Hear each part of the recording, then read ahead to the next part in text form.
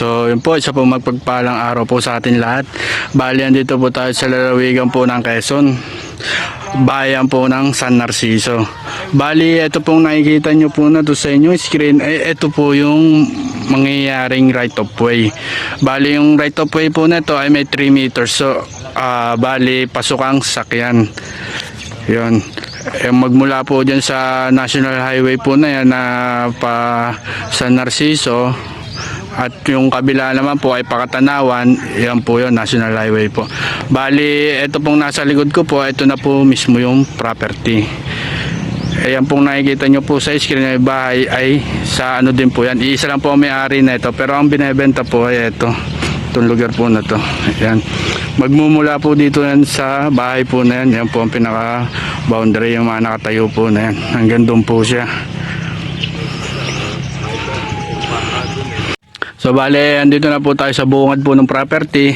Ito pong tinututukan po ng camera ay bahay po dati po ng tenant. Ngayon po, dahil siya ay nabayaran na o nakausap na po ng mismong seller dahil ibebenta na po yung property, ay umalis na po sila.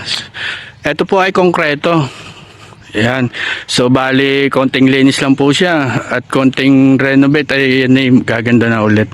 Ang kinuwalan daw po dyan ay mga kahoy nung tenant, kaya medyo makikita nyo po ay ano na siya, abandonado na talaga, as in. Bale, ito po ay kasama na ako sa property, ano. Bale, ang nakatanim na mangga dito ay merong 10 piraso daw, more or less po, pero yun lang po ang tinatayang po nila. Sa nyug naman po ay merong 700, more or less din po yun. Yan. Bali, ito po ay kumikita sa 60 days ay 14,000 na piraso po ng bunga po ng buko o nyug ho. Yan. Ito po ay 100% flat ang status po ng lupa niya. Yan, no? 100% flat po yan. Bali, buhay po ang nasa title po na ito.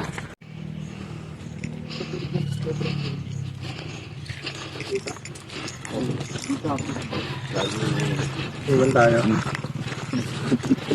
Saan doon may nakadapang buli?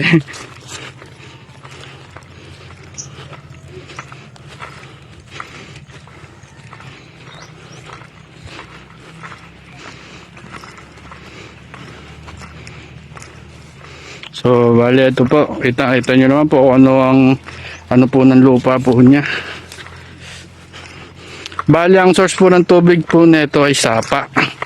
May sapa po sa property. Nakapaloob po yun.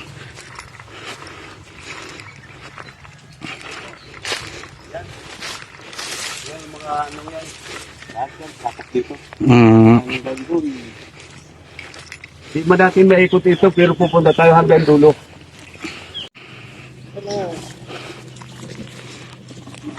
So, bali, ito pong nakikita nyo na po, ito po yung kawayan ho na yan. Sinunog po siya dahil medyo maano na daw po yung ilalim. Medyo sobra sukal na po siya. Kaya ang ginawa po nilang paraan ay sunugin. So, namatay na ho siya. Pero yan po ay wala, ano lang po siya ng mga kawayan. Sa kadahilanan niya po ay sobrang sukal na niya. Bali, ito po ay naaalagaan po nung mga tao po dito. Kasi mapapansin nyo naman po siya, hindi po siya yung sobrang sukal. At ito po ay nasusugahan din po ng mga hayop. Yan, no.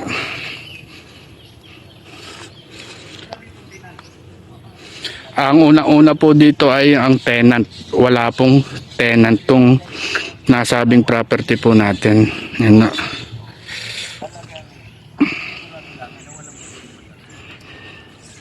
Bali, titingnan po natin yung sapa para sakali mabidyoan at makita nyo po kung gaano po kalinis ang running water po dito sa Quezon. Ano, may-ari lang. May-ari lang, hindi ba? So bali, ito pa rin po. Ito naman po yung kabilang side po ng property. Apa.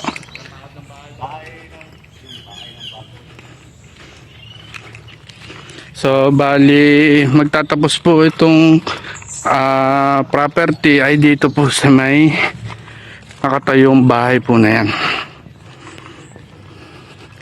Yan, gumano po siya doon sa may bakod po na yun, gumano po. Bali hindi na po yan kasama, ito na lang po. Yan. Yan pa rin po, mga puno po ng mangga. Yan o.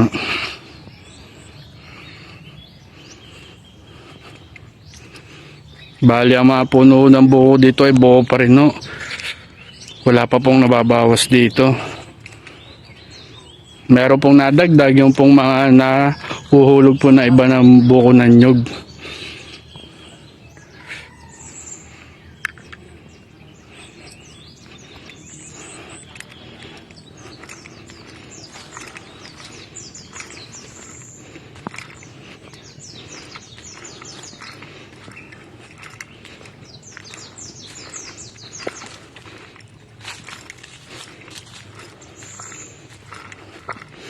Yan, ito po.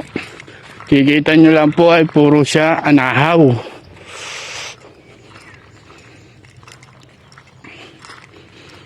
Halos lahat po na ano niya, puro ay anahaw.